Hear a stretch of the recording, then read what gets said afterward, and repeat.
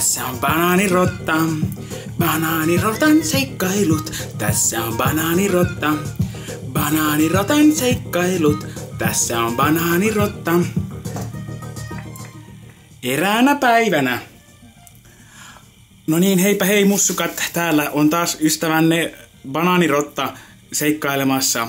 Ja voi kuinka ollakaan, voimme tänään puhua kaikista hedelmäisistä asioista. Hei, mitäs ihmettä täällä on joku doppelgängeri, eli kaksoisolento, tai look alike kyseessä, koska enhän minä ole sitruuna, vaan olen banaani.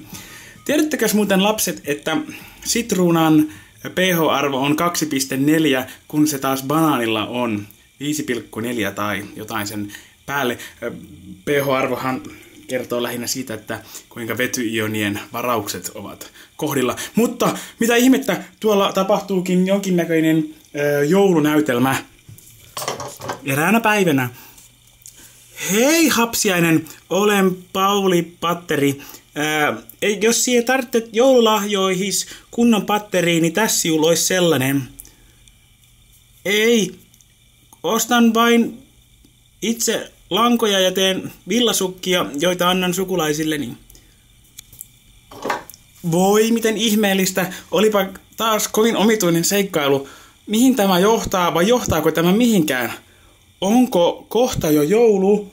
Voiko pukki tullakaan, jos lumi täyttää maan?